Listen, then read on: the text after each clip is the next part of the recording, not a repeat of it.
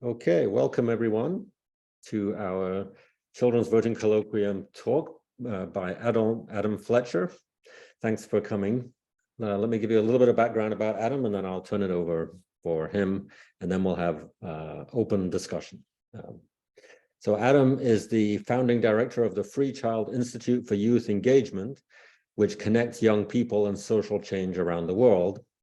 And he's also a founding director of Sound Out, which I hadn't heard of before, but it's an international organization promoting student voices in education.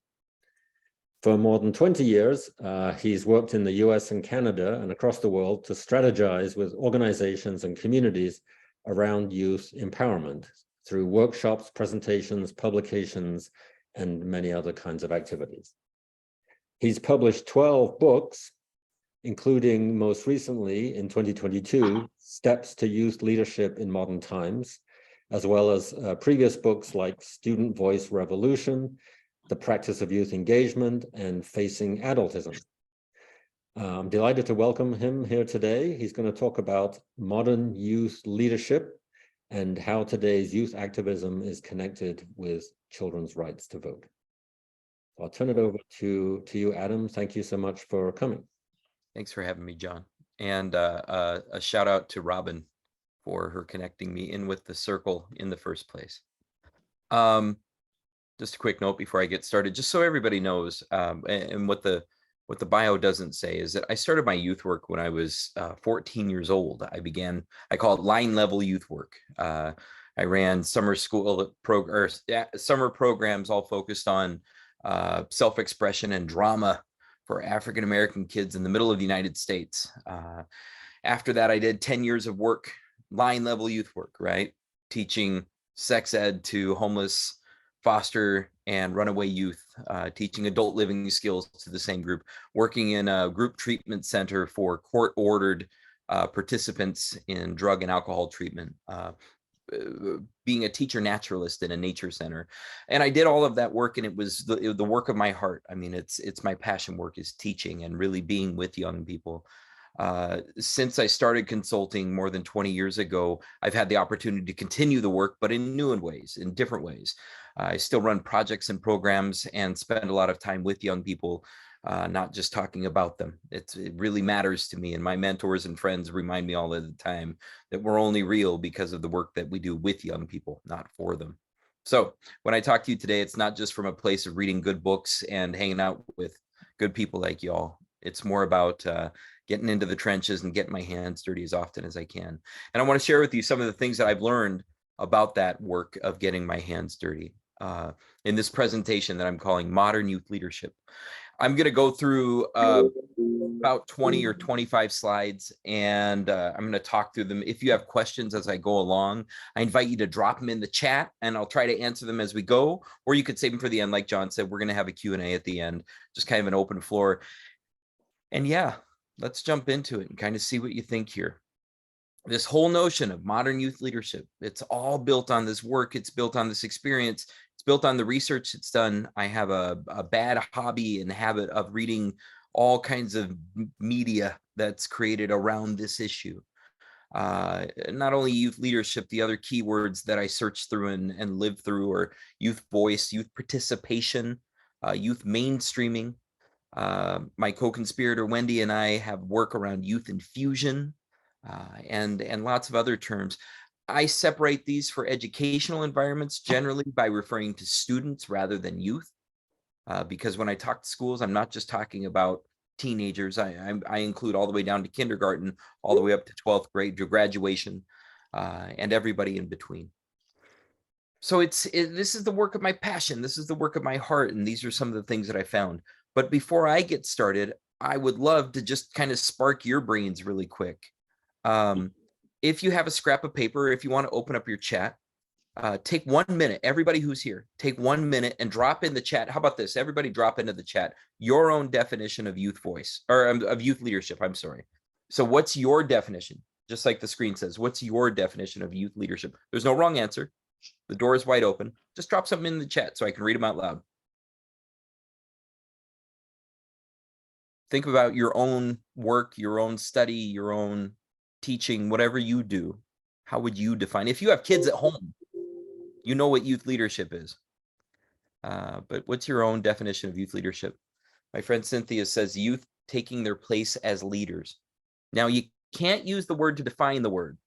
So what is youth leadership without using the word youth or leadership? That's the trick. Anybody, just drop it in the chat. There's no wrong answer. You won't fail. You'll all get gold stars for being good participants. All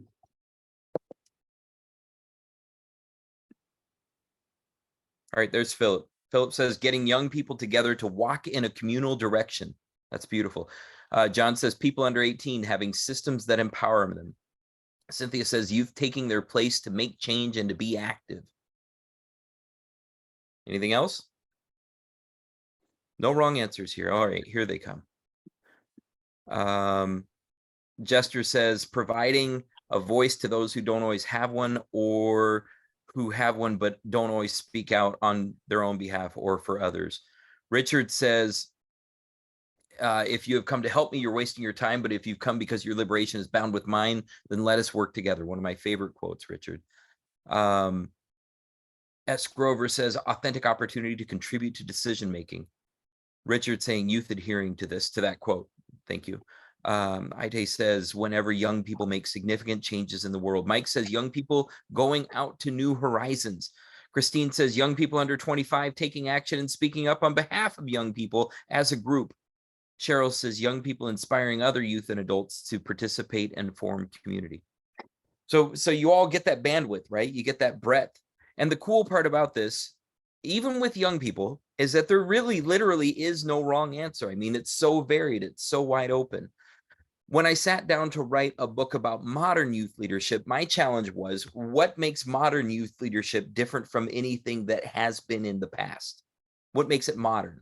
So I came up with this kind of comparison of old-fashioned versus modern youth leadership. Old-fashioned youth leadership was predictable and well-defined. It was compliant. It was low-powered, low expectations, low support, minimal interaction with adults, and it was for selected youth. That was the old-fashioned youth leadership. You all have your own mind's eye about this, right? You can see it in your own way. Yeah, Ite says, my daughter refused to cooperate, so I know what parent leadership is not.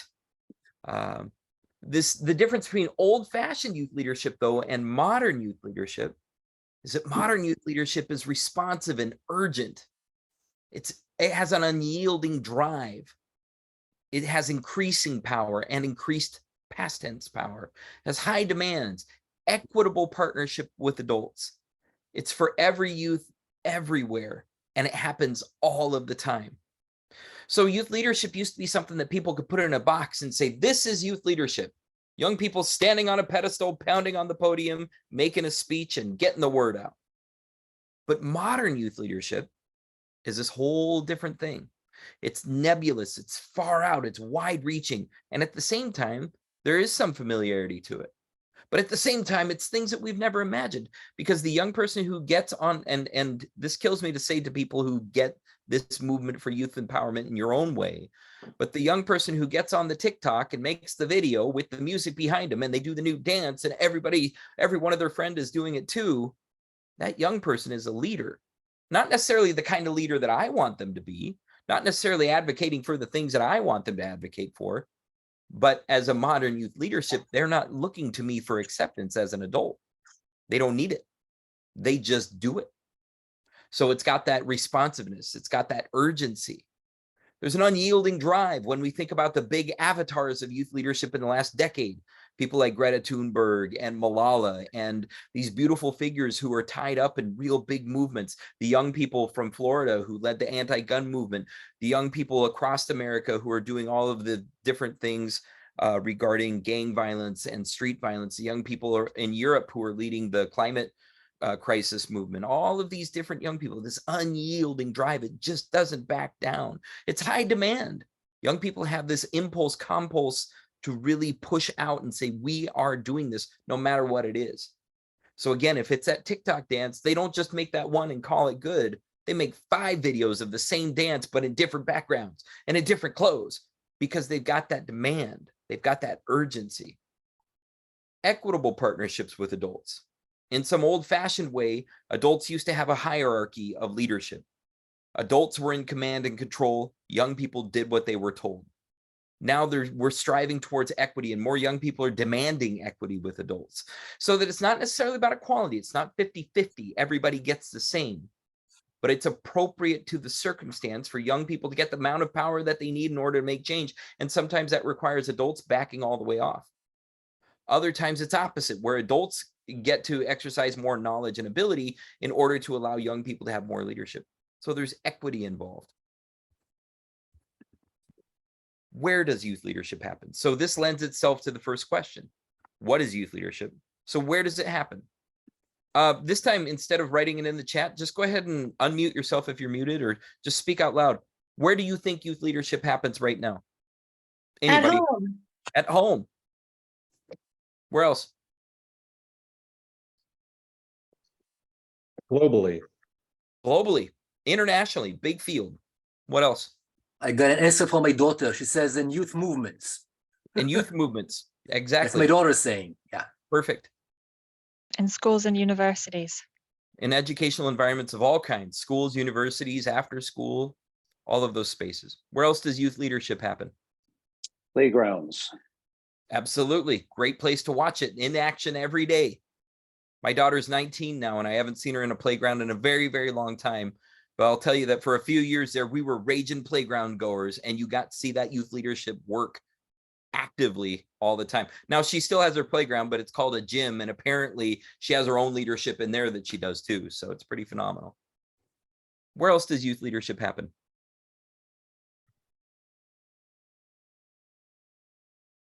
There's something I can add here, Adam. It's Robert Epstein, a psychologist, brain researcher, who makes the case that this idea of frontal lobes maybe don't develop because we don't allow youth to exercise leadership enough to exercise their frontal lobe.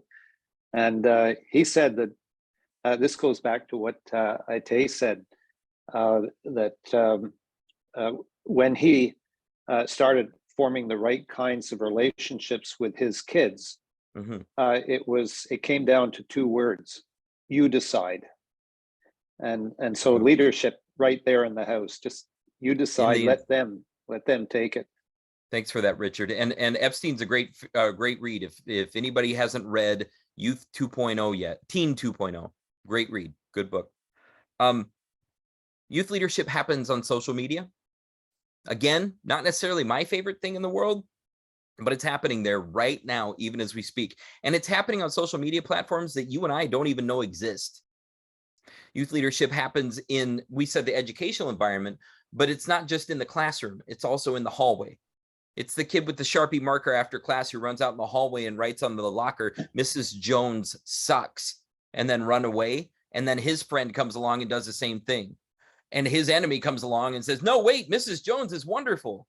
That's leadership. It's not the kind of leadership I want to see, but it's still leadership. And all of the other mechanisms, all the other things. Think of the most inconvenient kinds of leadership.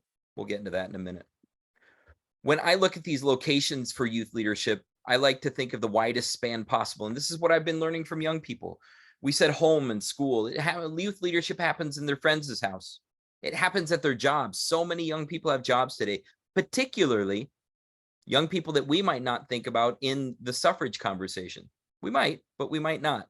Low-income youth, youth of color, undereducated young people, youth from under-resourced neighborhoods, places like this. Youth leadership happens on the internet. Youth leadership happens in gaming.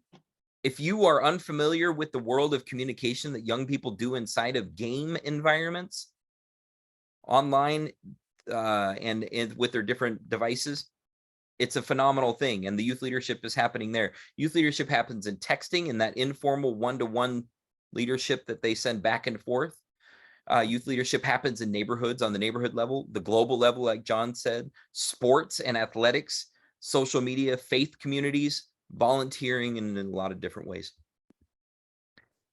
But I was curious why youth leadership is obvious for some young people and not obvious for a lot of others. And this is one of the reasons why. when I speechify, so one of the things that I do is conference speeches to youth workers and educators, and pretty much anybody will have me. And in these talks, I like to say that to adults, your attitude determines their altitude in your activities. So for adults who are leading nonprofit programs, after school, community-based programs, for adults in schools leading classrooms and learning environments, for adults even at home, our attitudes about young people affect the way that young people interact with us. So I wanted to peel out what are some of the ways that adults see youth. And these are the 6 areas that I talk about. One is antipathy. Adults have antipathy towards young people. It looks like dislike, disdain, and disgust towards young people. That is a real thing. It took me a long time to accept it. I refused to see it for a long time, but we all know there are lots of adults in the world who do not like young people, period. Then we move along this spectrum and we can see apathy. Adults express apathy towards young people, or as apathy goes, they just don't express anything. It's disregard, it's exclusion, it's ignorance, and complete denial of young people.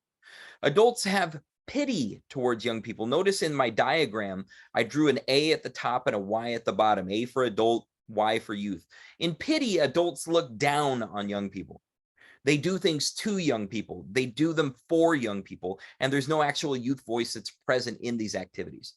So for instance, this might be deciding, well, we need to have a summer camp for kids so they have something to do. And in this summer camp, they're going to paint all summer long. And I'll open the doors and all the kids will come flooding in. Whether or not kids actually want that, need it, express any desire for it is irrelevant. It's a pitiful gesture that's done by an adult who knows what young people want.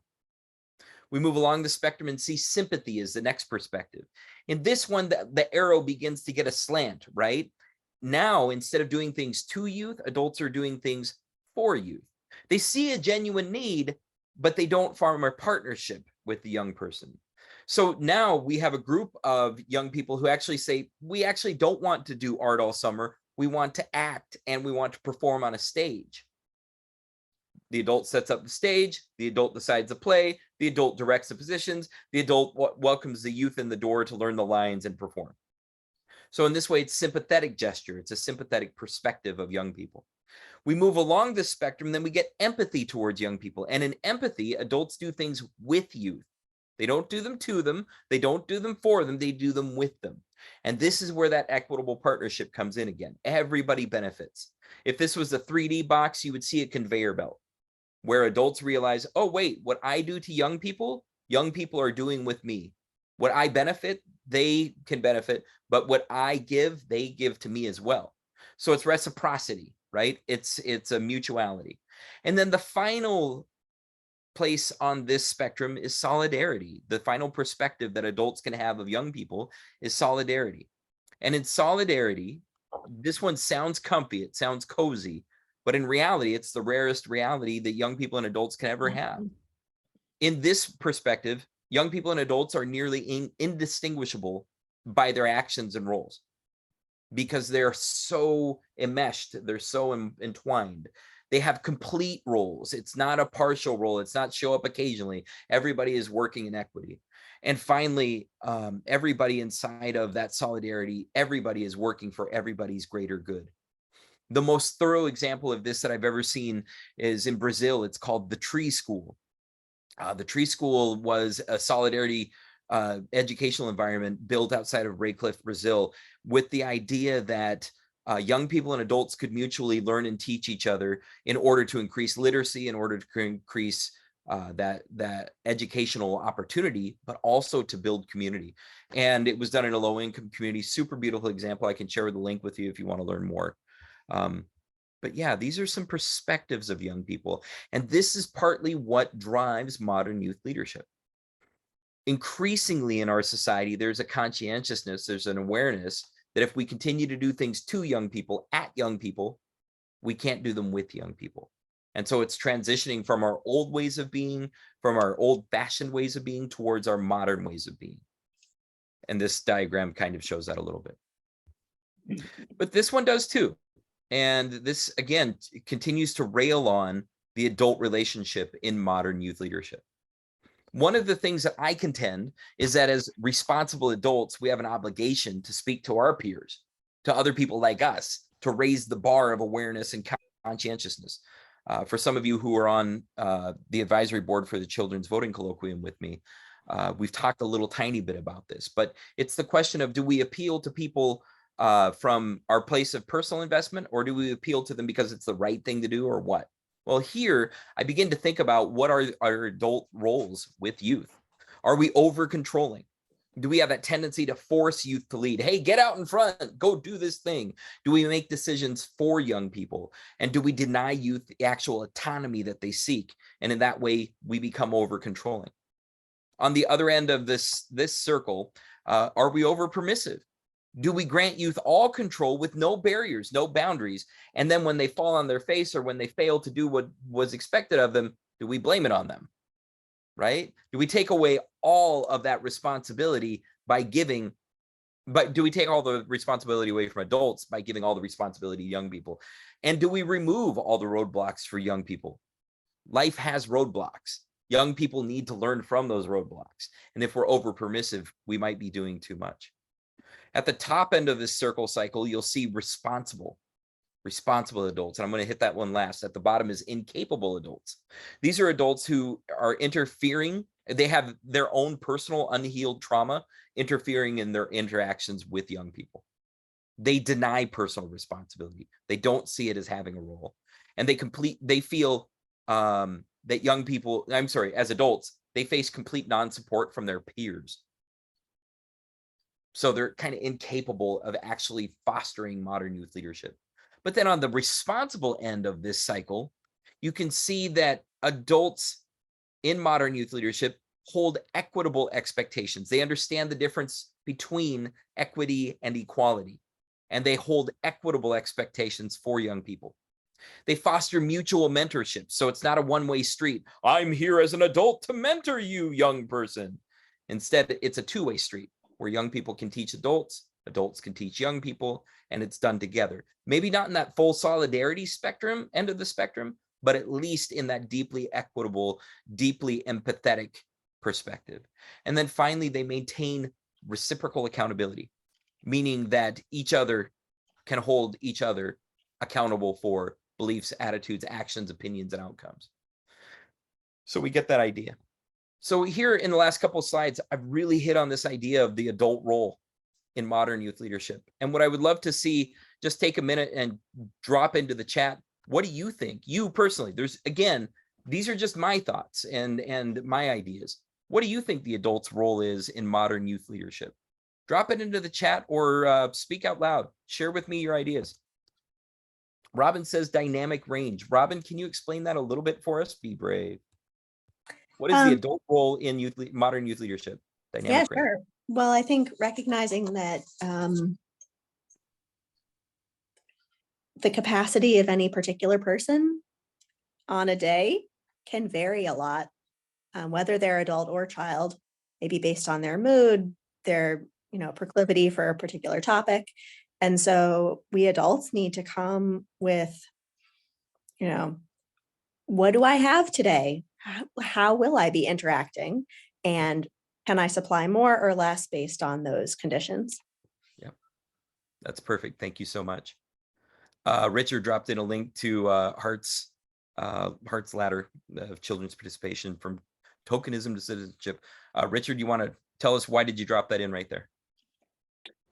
I figured you knew about it, Adam. You revealed that you do. You mentioned the word ladder, and so this document contains the ladder of participation, which shows different levels of the adult relationship with young people.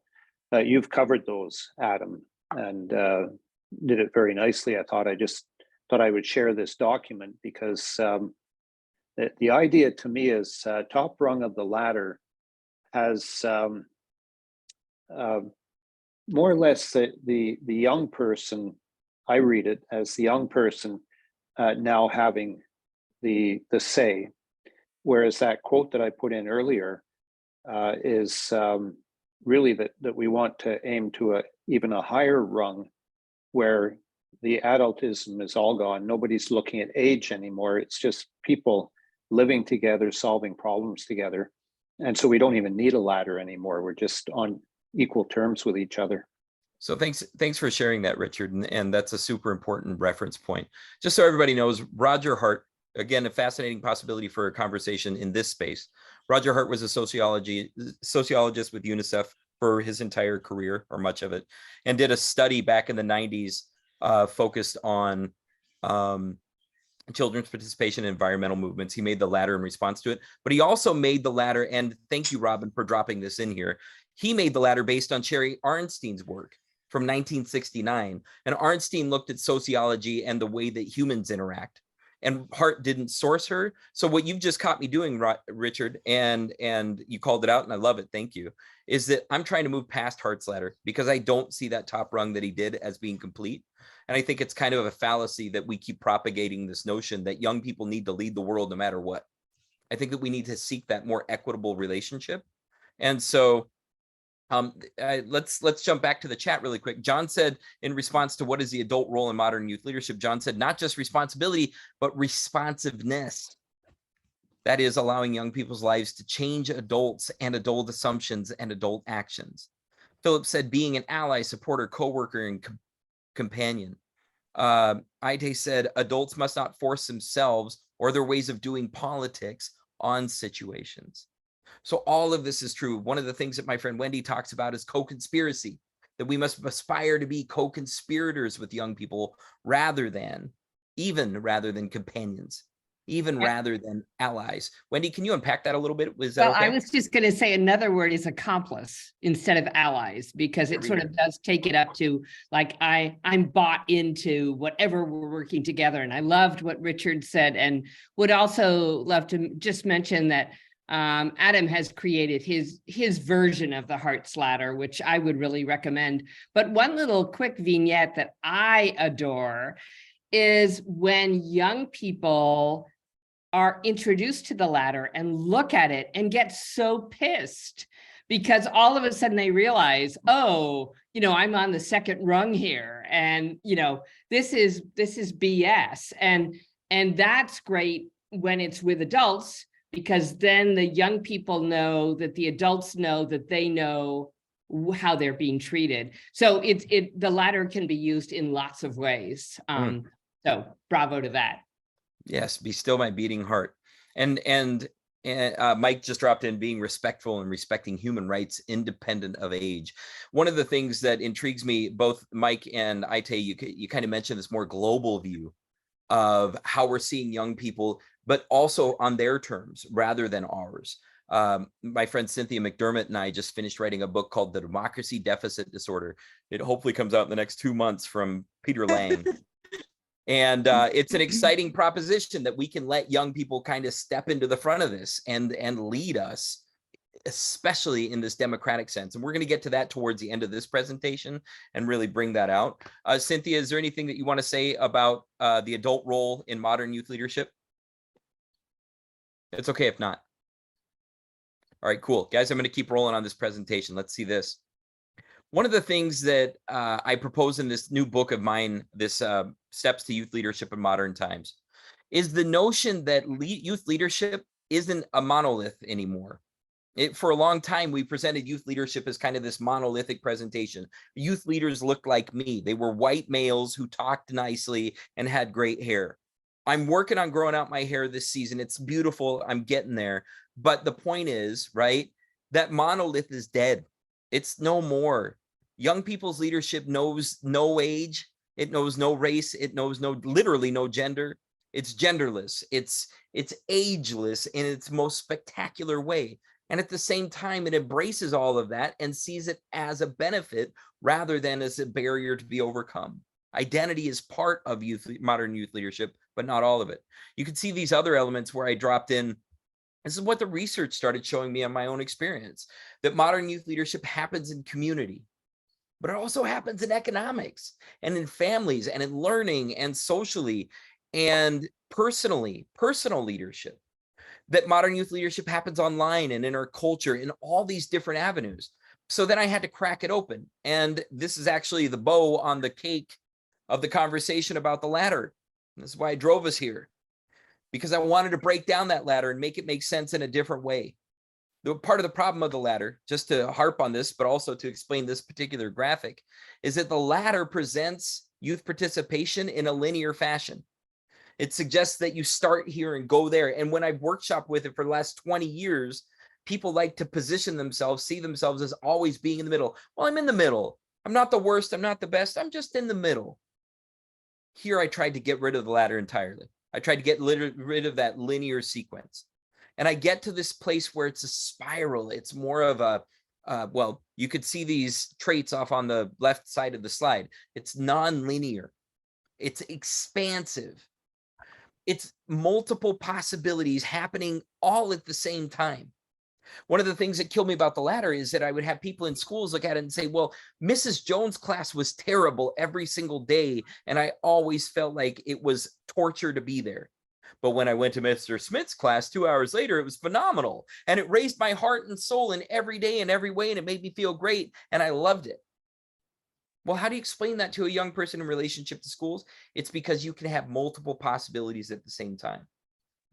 I don't know if any of you are fans of the Marvel universe or the DC Comics universe, but at the end of the day, it's fun because it talks about these multiple possibilities happening at the same time. That's literally the definition of multiverse in those comic settings.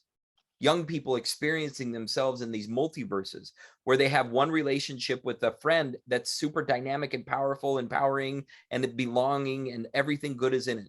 And then the next day with that same friend, they feel ostracized, alienated, separated, segregated, differentiated because of the way they look, smell, taste, talk, feel. That's the reality of young people. The difference with age is that our brains, our synapses get hard, and we like to define and delineate and separate. And young people are able to stay more malleable because of their brain ability. And that malleability allows them to have multiple possibilities happening at the same time. Me, I almost break my brain trying to think of it. But to think of a youth serving environment, whether that's a local government or a community group or a women's voting coalition or anything, where young people can experience equity with adults in one breath, and then in the next breath, they are consulted and treated like they're just information sources. But in the next breath, they're taught about the issue and they're really raised to that place of elevation. In the next breath, they're given the opportunity to lead everything.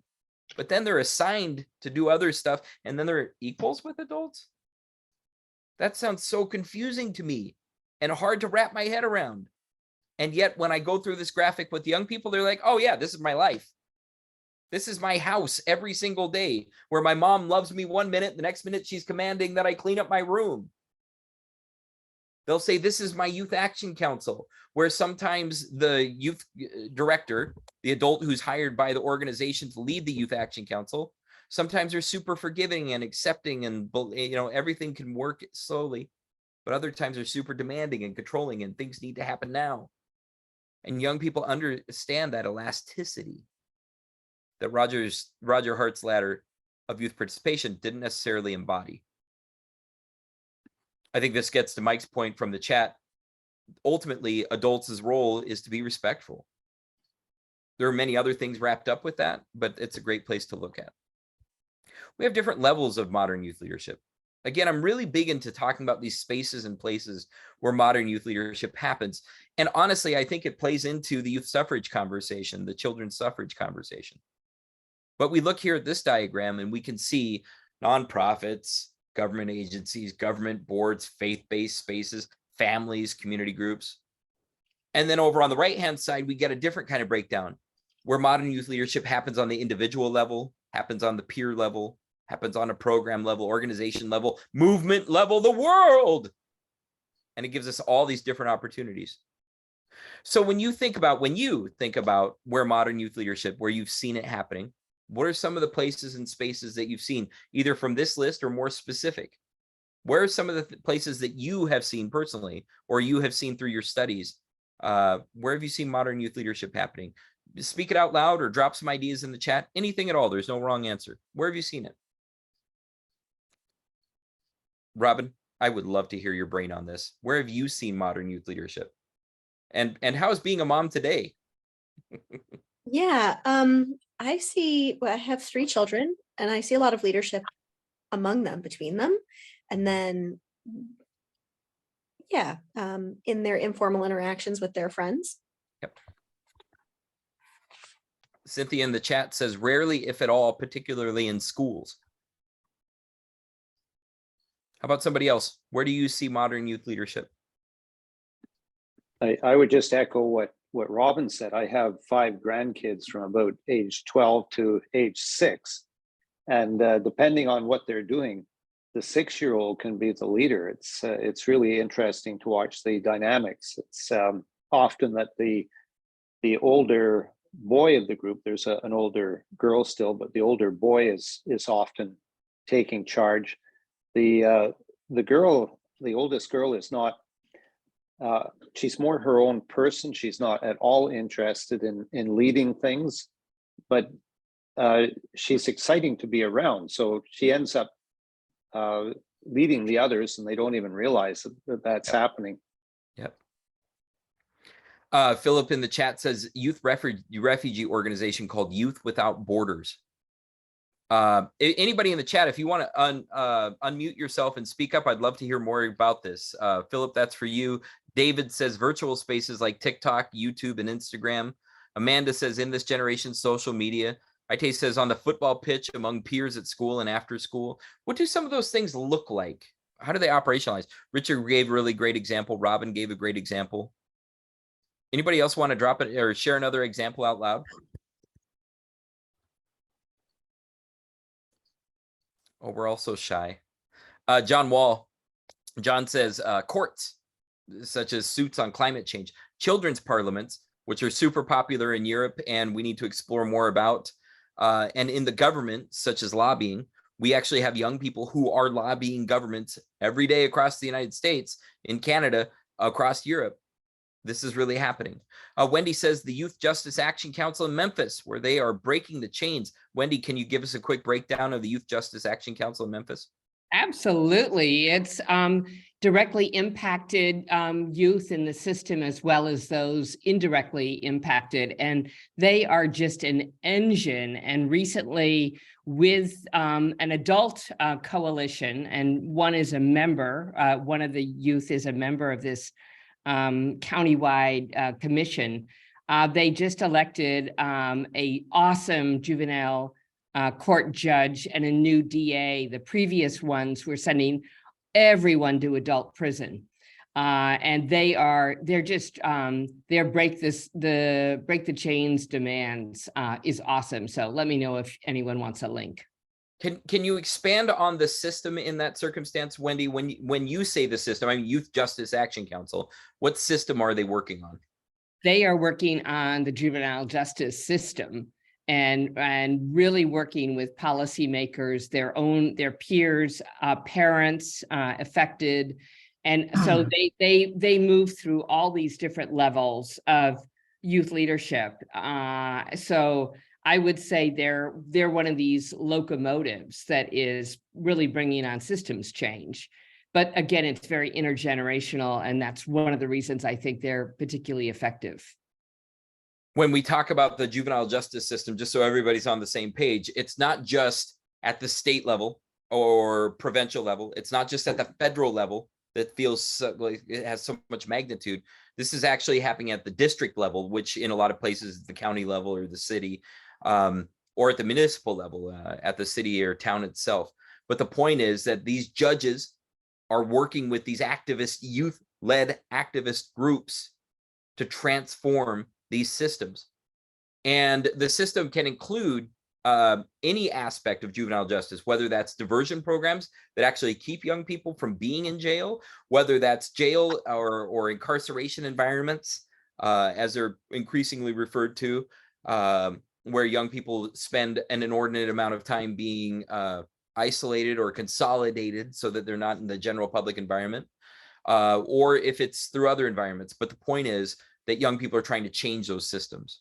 And I would just say another one is reentry, which is huge.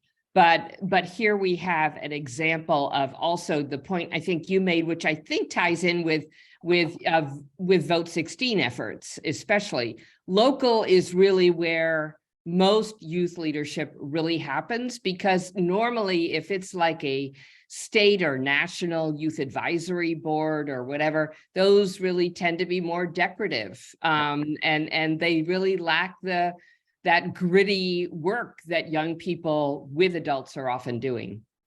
And it's a tricky thing. One of the things, again, for you students of Hart's ladder of participation, of youth participation, or children's participation, he labeled it, is that he gets into these bottom three rungs of tokenism, of decoration, of manipulation. And I don't necessarily find those useful for conversations about expanding possibilities. But that said, Wendy calls out a really important thing to say, this tokenism that's apparent on so many levels of the system, no matter which formal system that is, systems of care, education systems, juvenile justice, et cetera, it's often tokenistic. And one of the magic things about this group in Memphis is that they have moved so far beyond that. Wendy, just so you know, there's a question in the chat, Right. if you can drop a link in. I will find it. Yes, thanks. I'm going to keep rolling here. One of the things that I wanted to do was peel out.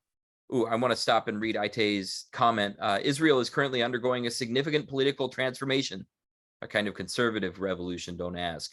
And young people are taking a part in protesting it all over the country. Very powerful. And that work, of course, echoes what's happening globally, but it's also so current and so active. But when we look at the Arab Spring, one of the things that we know happened then was that young people were on the front edges. When we look at what happened last year in Iran, we know that young people were at the front edges. This work is constantly being led by young people, and hopefully the counter-conservatism movement in Israel is being led by young people and taking that active part, like you said, Aite. Thank you for that. You'll see here that I break down another way to look for modern youth leadership, another role of these avenues. And really what this presentation focuses on is these avenues. The rest of my book shares examples, shares practical activities, different ways that young people are really causing this to happen, this modern youth leadership. But for this conversation today, I really wanted to focus on ways that it is going so that we can expand our mentality as a group towards this question of children's suffrage. But before we get into that, let's look at these 4 avenues for modern youth leadership. The first avenue is prevention. Young people's leadership is apparent in prevention, making hard things not happen. They prevent drug and alcohol abuse. They prevent poverty and homelessness, et cetera, et cetera. This is a more common traditional way that youth work is done in the United States, and is a typical environment where a lot of young people are engaged. Another avenue for modern youth leadership is intervention. Intervention is stopping hard things when they happen. For instance, this might be young people who are involved in gangs. Intervention gets them out of the gang and gives them a different thing to do. Intervention also might have to do with community apathy and disregard for neighbors. Intervention gets them engaged in interacting with their neighbors. In the bottom left-hand corner of this quadrant, it says education. Helping good things to happen. Modern youth leadership is happening through education every single day, but let's not be overly generous. Like Cynthia said earlier, it's hard to find in the school environment. Education, luckily, isn't restricted to school, and it's happening in a lot of other places. Finally, empowerment is the last avenue cited right here for modern youth leadership. Support and make good things happen.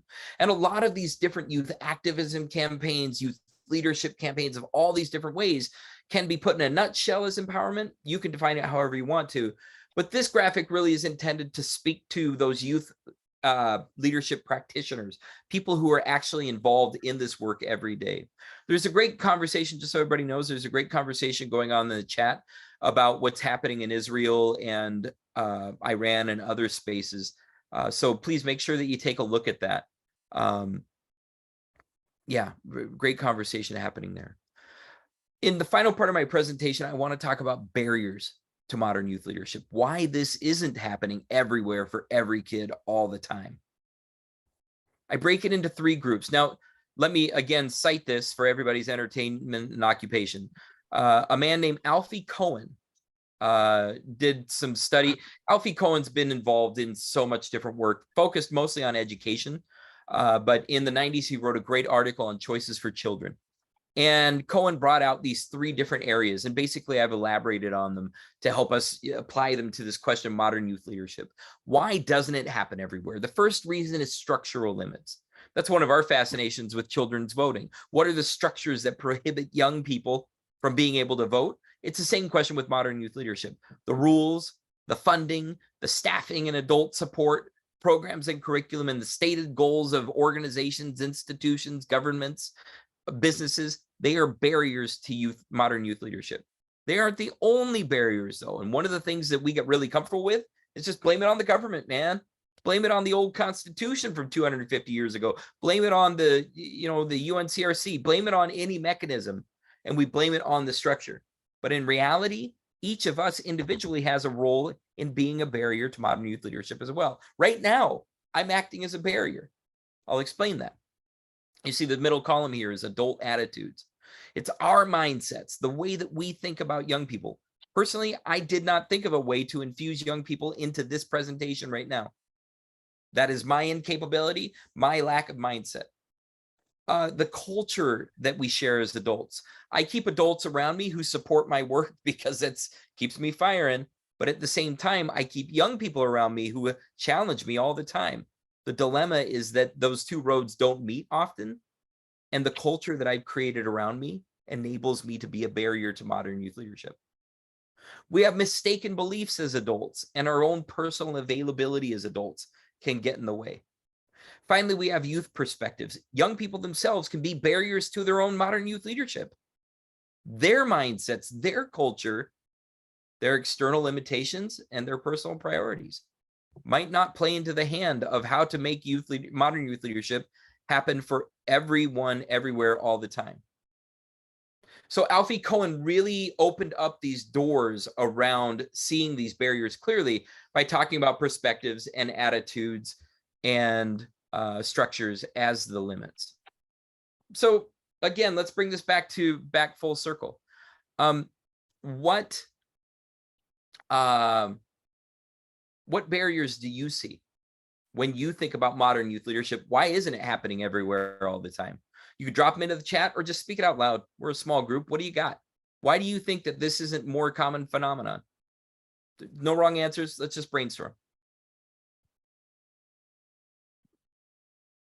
Why isn't modern youth leadership happening everywhere all the time?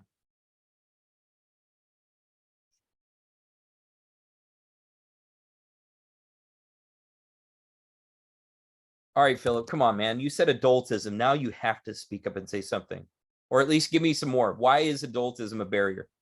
Break that down for us. I think it's what you've been saying all the time. I mean, your diagram shows it quite well. We've made a culture that everything is focused on adult behavior and adults' knowledge and adults' culture. So younger people are not going to get very far. Yeah, and it comes down to that. Thank you for that, Philip. I appreciate it. I don't like to hear myself all the time, just a lot of it. Cynthia says, great question, but at least in schools, the experts are just more comfortable with being in charge and doubt that the kids have any skills to be useful. Ite says a key term should be unlearning. We all have to unlearn our adultist prejudices. Amanda says older policies and laws that adults still believe in, regardless of the changes we've made in modern generations. These are all good. What does anybody else think? Wendy Adam, dropped a great. Oh, sorry, just really quick. Wendy dropped a great link up there. Richard just dropped a couple of great links in. Go ahead, Richard. I just thought I'd speak to them. This Great Lakes Equity Center, some of you may have heard of it. It seems to be connected to the Indiana University, and the Midwest and Plains Equity Assistance Center is part of the Great Lakes Equity Center. I put in just a couple of the articles that come from those 2 groups, which very much speak to what we're looking at here, and I find that they're really worth knowing about. So I wanted to share them here. Thanks. If anybody's interested, also freechild.org is just filled with links similar to these ones that Richard shared. So go and take a look around that. S. Grover says, maybe because adults empowered. So the question again, what do adults do to stop modern youth leadership? How are we barriers? S. Grover says, maybe because adults in power do not think it would be politically advantageous for adults in power, especially as children are perceived as motivated towards social justice. So a socio-political kind of bias. Wendy says closed minds and lack of curiosity. David says internalized oppression. Children empowering themselves from within so that they don't have to do all this unlearning when they are our age. John says, I see a historical component to adultism too, or patriarchy, as you could call it, long-standing assumptions and structures. Cynthia says, how does anyone understand how adults change their perspectives? Great question. Mike says, no need for it. Life is fine for children and youth for longer periods of time and in distinct regions. Ooh, Mike, you're throwing gas on the fire. All right, so how about some thoughts? How about some responses? Cynthia says, how does anyone understand how adults change their perspectives? So do we understand how adults change perspectives? How can we meet that middle column? Do we understand how young people change their perspectives? And are we too fixated on that question of the structural barrier rather than the way that adults perceive young people, the way that young people perceive young people? Just throwing those questions out there. Does anybody have any thoughts that they want to say out loud? Responses? Good morning, it's Cynthia. Yep. I just think that in my experience working with adults with kids, it's really very difficult to get adults to see young people as advantageous partners. I mean, moving along any kind of continuum beyond sit down, do what I tell you, or I'm going to hurt you, do it my way or you're in trouble.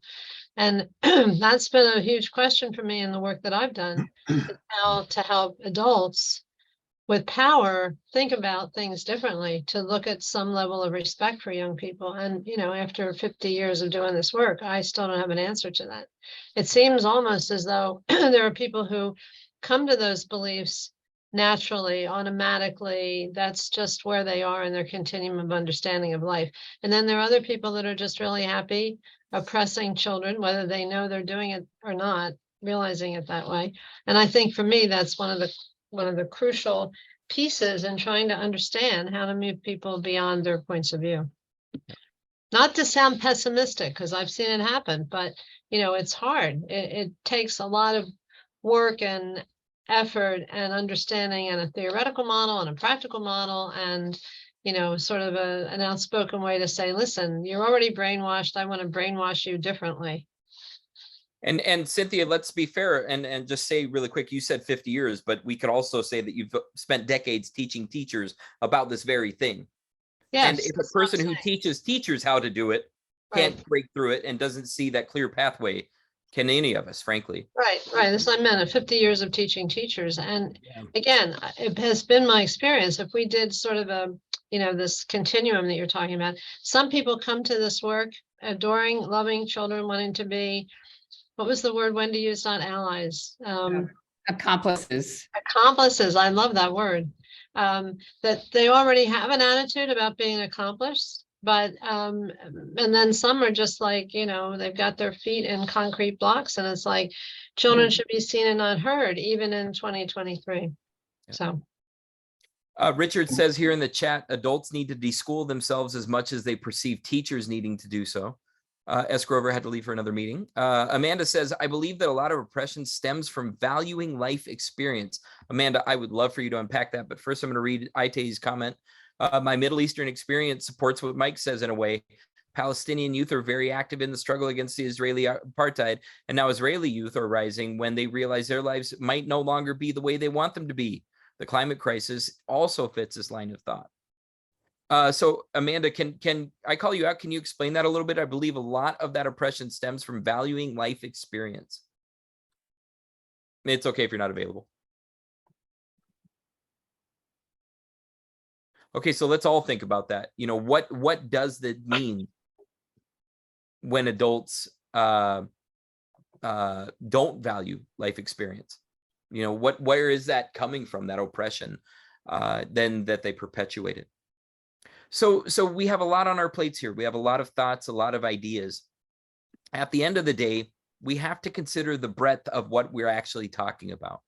One of the things that I do in this new book, these steps to youth leadership in modern times, as I break down this ecology of modern youth leadership. This question isn't one for nonprofits to figure out alone. It's not a question for government agencies to figure out. It's not a question for activists or allies, for any one person to think of alone. Instead, there's an ecology around all young people everywhere all the time. And we know this. There's purpose. What are the engines behind what we're talking about? There are people. What are their identities? What are their lifestyles and perspectives and times of life? What are the places and spaces where this could happen? What are the possibilities and potentials? And finally, what are the activities and outcomes? And when we think about this ecology of modern youth leadership, when we see the breadth, it can feel overwhelming. It can feel humongous. So we need practical, concrete, real ways to really break this down and weave together action with the idea of modern youth leadership. And this is where we think about weaving modern youth leadership and youth suffrage. So without me explaining to it too much, I would love to challenge all of you. Tell me, after this conversation, after this hour presentation, what are some ways that you see modern youth leadership tying together with youth suffrage? Oh, here's a hint. I talk about it in my new book, Steps to Youth Leadership in Modern Times. But what do you think? What are some ways that modern youth leadership ties together, weaves together with the youth suffrage conversation? Obvious or inobvious, either way. No wrong answers.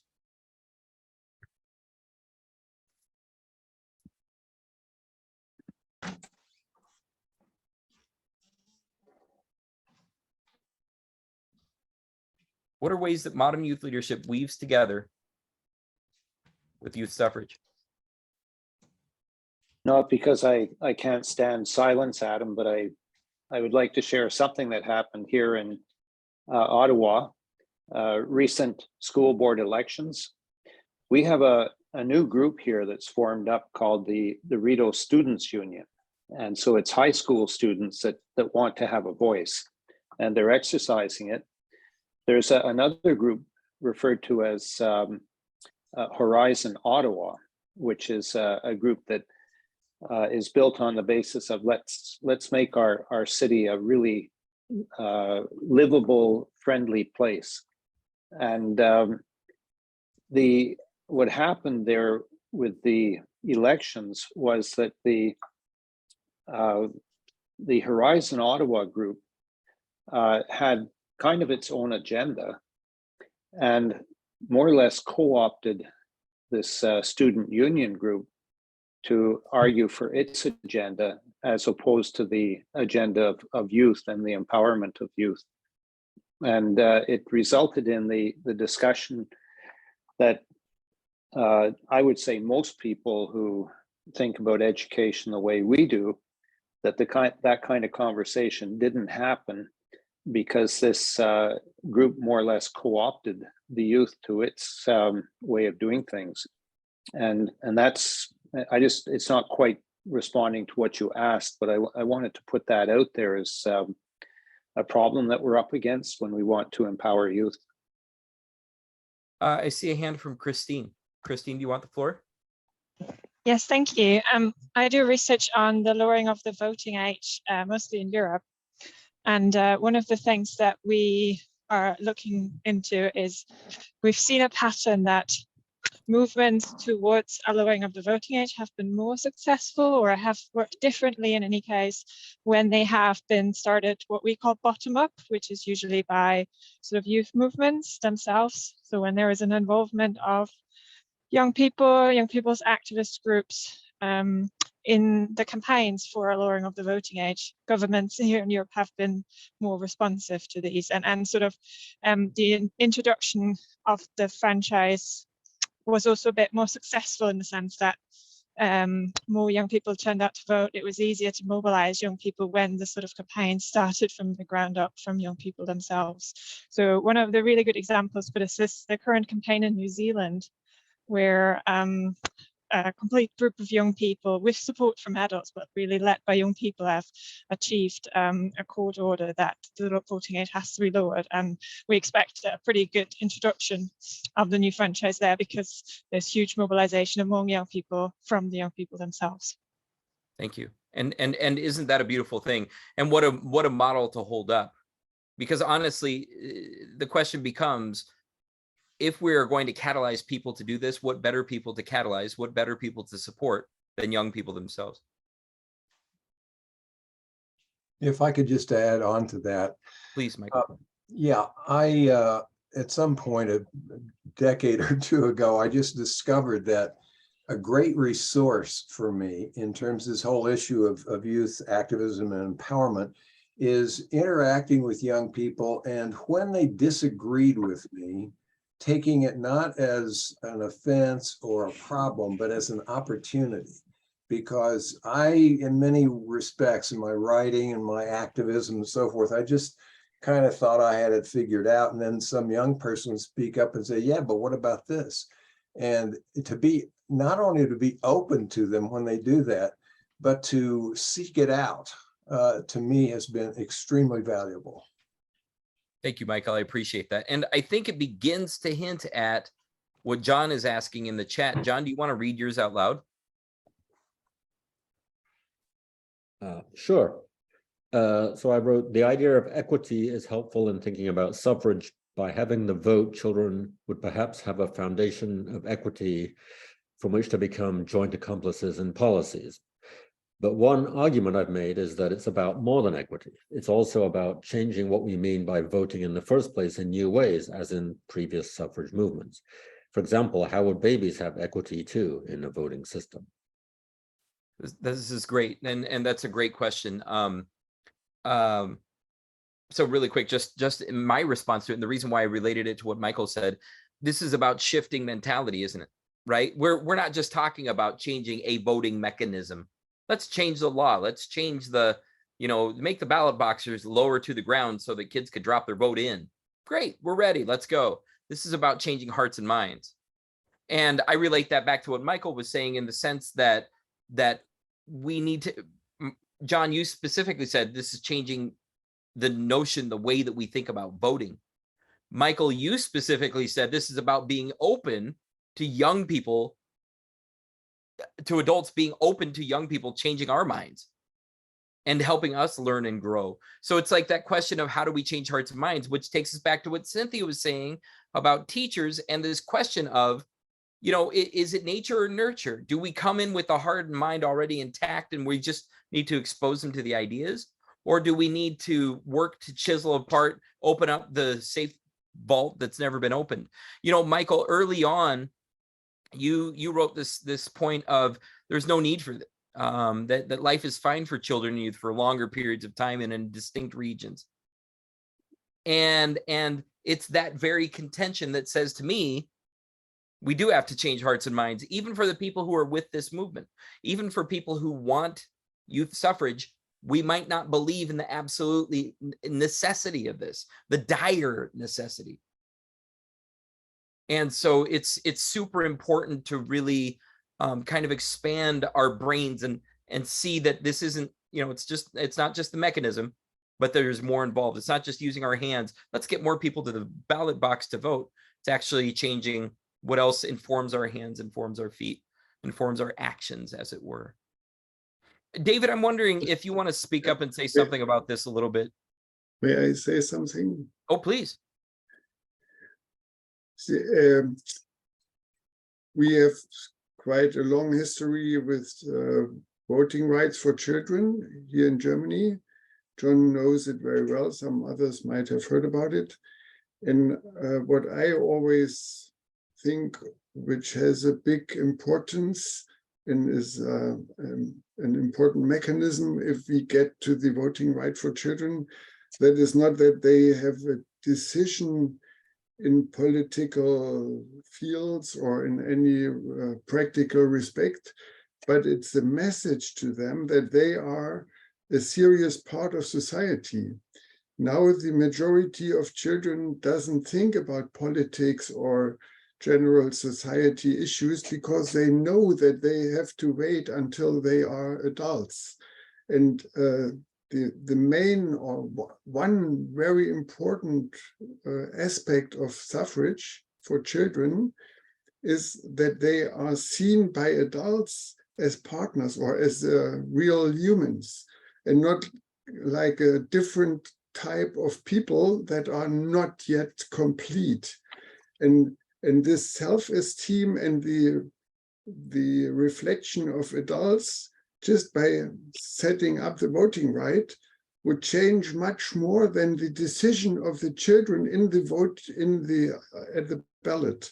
They could have, they then will have the right to decide something, for instance, for more cars or other cars or better cars or something like that, or military or not, that are decisions, but these decisions won't change so much in comparison to the new role they may play in society. And this is an aspect which is usually not looked at adequately. Thank you, Mike. And that's an important point. I want to go ahead and wrap up this part of my presentation just by thanking you all for having me in the space. This is the opening of a conversation and the ongoing part of a larger conversation that we're all having. And I think it's super dynamic. I really would invite you to check out freechild.org if you've never done it before. John mentioned early on SoundOut. You can look at soundout.org. Both of those are explorations of this question of modern youth leadership and where it goes and what it does, just in different ways. Free Child focuses on the community and society in general. SoundOut focuses on education systems specifically. And my name's Adam Fletcher. If any of you ever want to talk more, if you want to have a specific direct conversation, awesome, hit me up. But let's open the floor to Q&A, and I'm going to practice being quiet and not speaking unless spoken to. So that's my presentation. Thank you all very much. John, can I give it to you to facilitate a Q&A? Okay, great. Yeah. Well, let's just open the floor up and see if anybody has anything they want to add or a question they have for Adam or for each other, or if they want to bring it around to the issue of voting a little bit more clearly and explicitly, perhaps.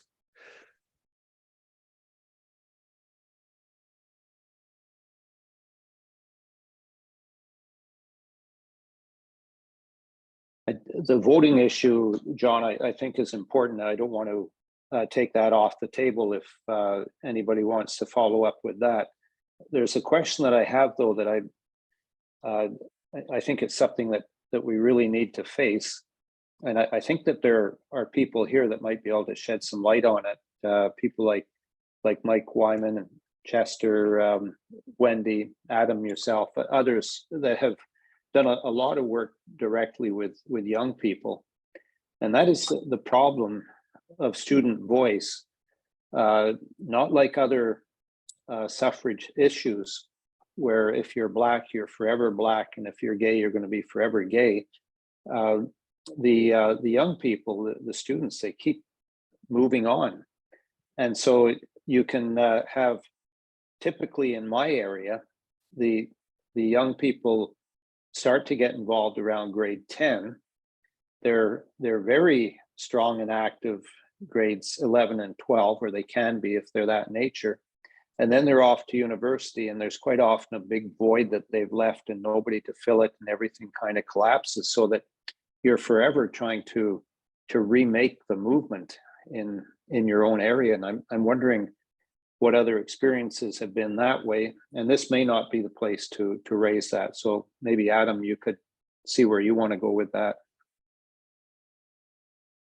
I know that a lot of people have more insight into that than I do. The only thing I'll say really quick, Richard, I did write an article once about cultivating youth to become adult allies.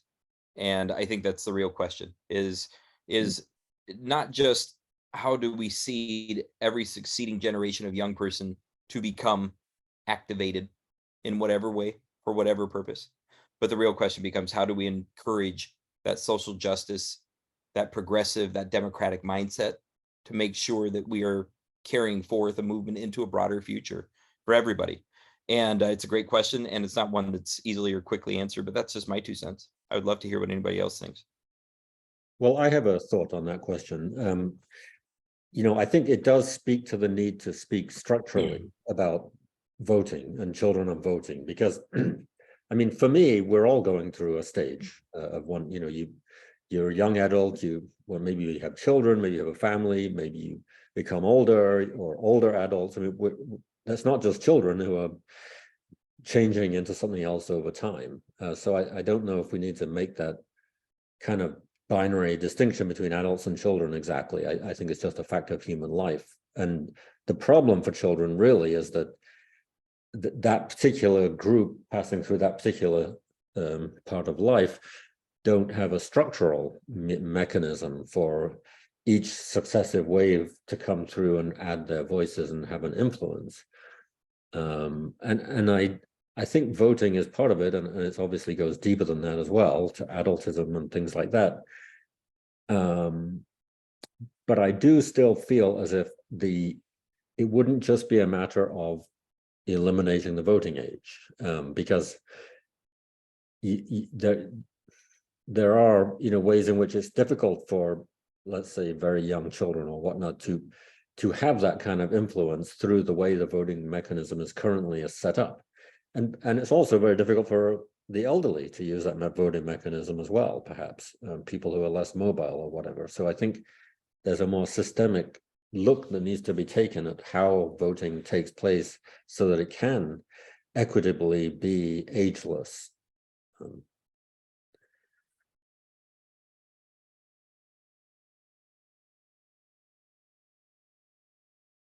I like that comment, John, because I do see that kind of moving on with parents too. While their kids are in school, they're active, but once the kids are out, they disappear as well.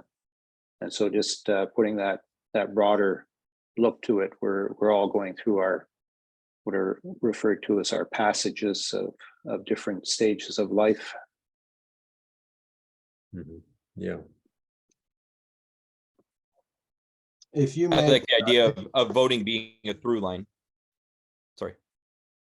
if you make a point in, as I did when I was a young father, to encourage your kids to speak up from a very young age, and back to my earlier point about learning from them when they disagree with you, it's more likely to stick with them. And I've observed that not only with my own kids, but with their friends and other young people I've interacted with at schools and so forth, that if that happened, so that from a very early age they felt their voice counted, they're less likely to sort of move away and get completely distracted by going to college, taking a job, having a family. And all of that becomes part of the vocalization of views and then acting on them. So, this is kind of going back to something that ideally happens at a very early age. And because I didn't father children until I was almost 50, I had learned a bunch of things by then. And one of them was to open my mind and listen. Anyway, I just think that is a long time benefit and resource of everybody of all ages. If at some point, earlier the better, they got the idea that, hey, you know what, my voice counts and it can actually make a difference.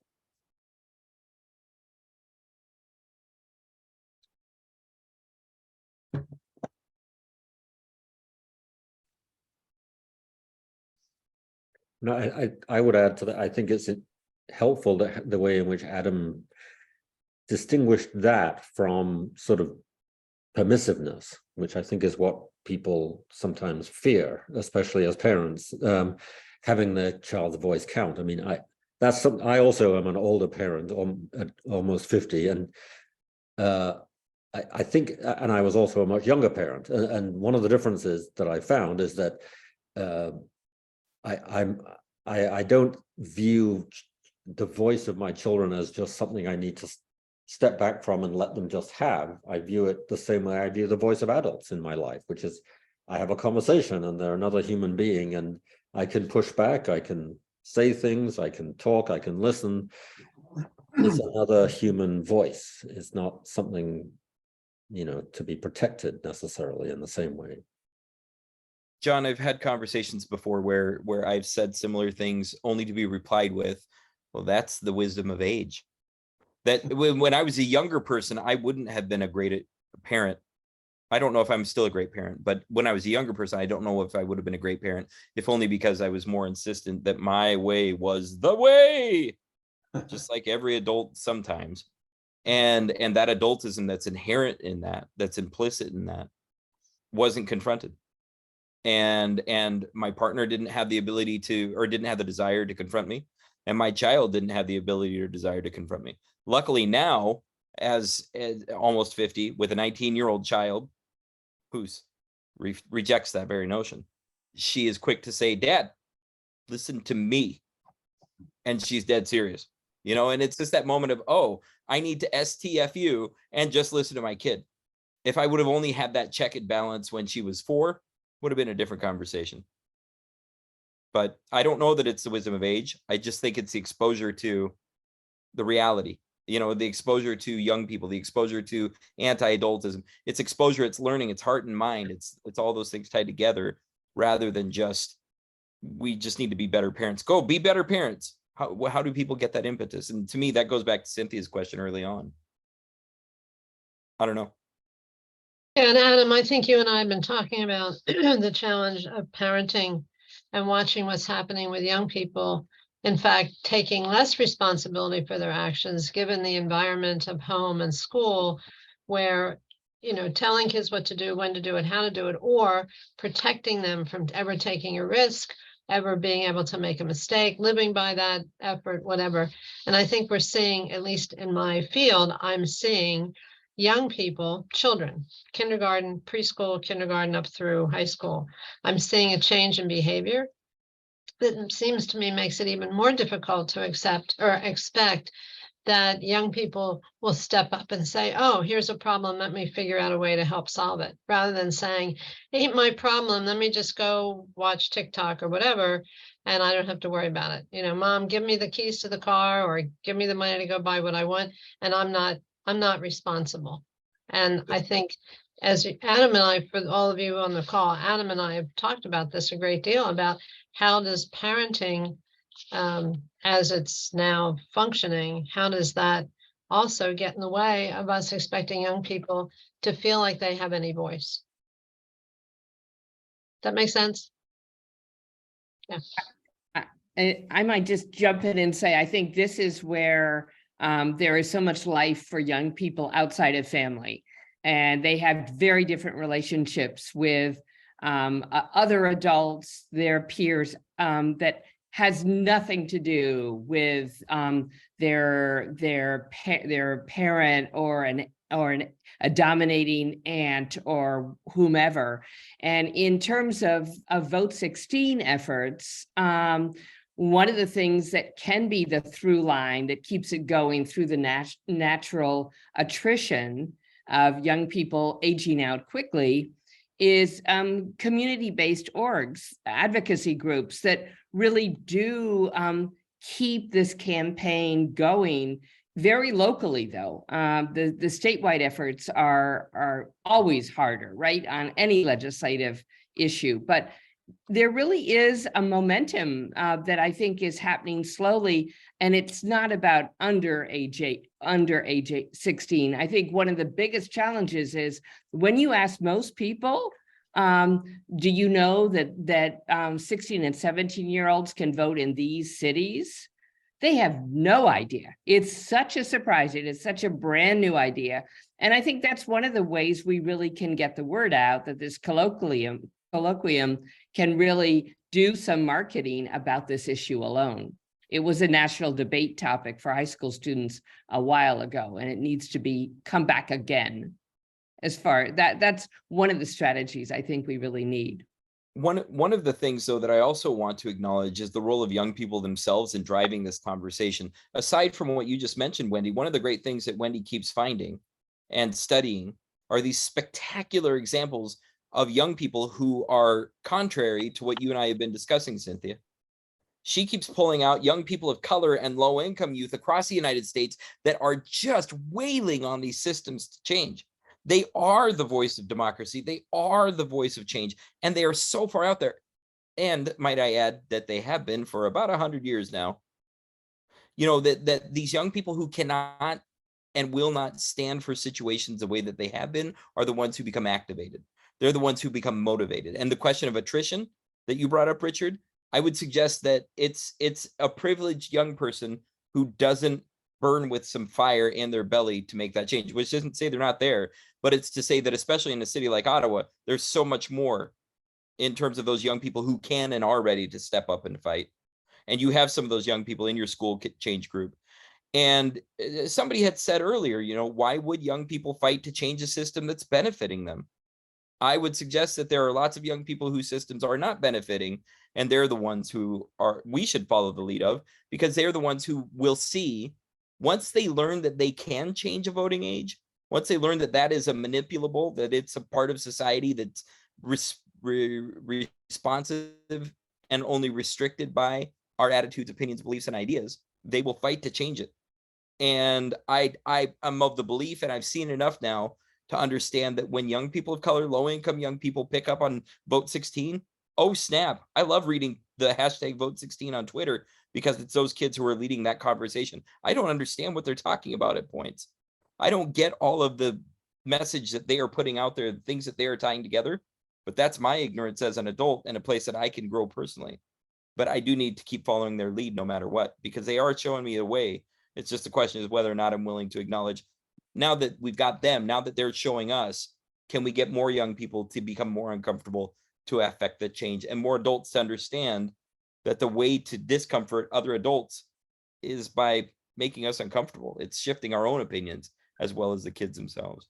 So it's a big muddle of opportunity ultimately. Melissa asked a great question in the chat. Robin, if you're still on here, you need to look at this question. You're going to love it. The answer to your question, Melissa asks, any connection anyone knows within the League of Women Voters on this?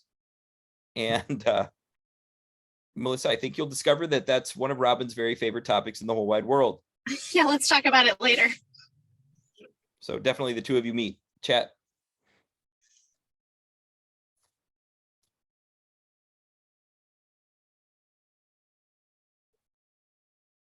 Richard's dropping some important things into the chat. I invite everybody to take a look at those. Ite says, contemporary politics happens on platforms which young people are much more fluent than adults. We find ourselves consulting students on how to best use TikTok to spread messages effectively. Great point, Ite, and no worries about the kids sleeping next door. Appreciate you staying quiet for them. Yes to that point. I had the opportunity to lead an organization for a couple of years that taught youth how to teach teachers about technology, and had been doing that for 25 years so that teachers could use technology in classrooms more effectively, with the presumption and assumption and belief at its core that young people know more about technology than adults, and they did for a very long time. So to your question and comment, I take yes to that. And there's lots of research surrounding this notion. Young people can lead us on the things that they know about, and much, much more. Christine signed out. Melissa dropped her contact information in there for you, Robin, in the chat. Any other questions, comments, ideas? If I can just speak to that March 16th event being hosted by this colloquium, there's potential there for us to really take the conversation to a new level, get people together, working together more to drive the conversation. I look at where I was when I started my teaching career, and what the public knew about these other ways of approaching education. And I would say today, and I think Peter Gray would agree, that we're actually further behind providing for young people the kind of educational experiences they need than we were 50 years ago. And I think that we have to assume responsibility for that we're failing to get our message out. We have to connect, come together much better. And this event on March 16th is, I'm working hard to bring together as many people as I can on it, with the idea of we'll follow up with some strategy sessions about how do we claim center stage in all the conversations about education. We're still kind of in a back seat, a fringe row, and we thank the authorities when they give us a little bit of opportunity to try our ideas. We shouldn't be in that position. We should be front and center, and we have to figure out how to do that. So that's part of what March 16th is about. Anything we can do between now and then to engage people to participate we've got to get busy and realize that we who have these other ideas have not been getting them out to the public very successfully. We're still talking too much among ourselves. And the overall idea of March 16th is to have a conversation about the connection between children's democratic engagement or voting and democratic schools or alternative schooling, and how do those two things connect to each other, support each other, and how can those two different communities of conversation, get together and help each other. I think that's the idea, right, Richard? If you haven't seen the film School Circles, what it does is it helps people envision what it looks like when young people are fully included in decisions that affect them.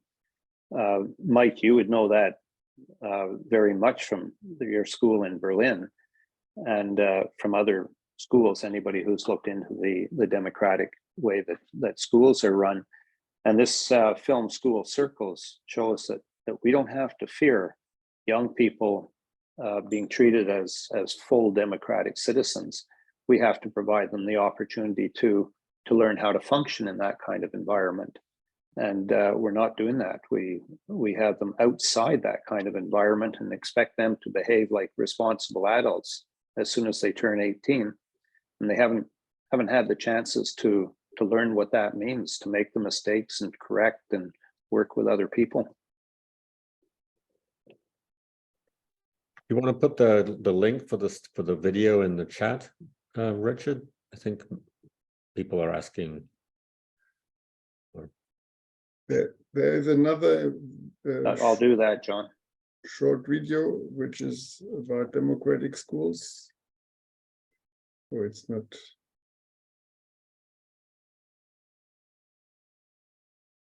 There's a short video by Yakovec that also takes it the step further to look at education cities. And so developing into the idea of not trapping kids behind school walls during the day, but using the whole city as a learning space. And so I'll drop that link and also the one to School Circles. It'll take me just a minute to do that. And let's not forget the fact that it goes the other way around too, or it would go the other way around too. If children had the vote and youth, then probably schools themselves would have to become more democratic. It would be much harder for adults to use them for their own ends. So it seems like a mutually beneficial possibility. Adam, your microphone's off. I was making such good points. Now let's be clear about the lack of reliance on one singular function. Democratic schools can be deeply adultist. They can be deeply biased against young people. Even in their very nature, democratic schools are problematic. So there's no one mechanism. Voting itself isn't the whole solution in and of itself. There are so many different ways to see this. So I just want to encourage everybody to really open, and see the potential rather than over relying on one single event for an example or for a real space. I put an article that I linked to an article here, Adultism in Democratic Education, where I cite specific examples of what it looks like and what it does, just to help and reveal some of that adultism that's inherent in even alternative learning environments where we hold the best intention. So guys, it's 12:30 now my time. Yep. I have to be done. John, do you? Well, I just wanted to say, since we're getting into the references section of our discussion now, let me say thank you to Adam for this wonderful presentation. Very stimulating. I think I've learned a lot and others have too. So thank you, everyone. There'll be a recording online for those who want to see it. Thanks.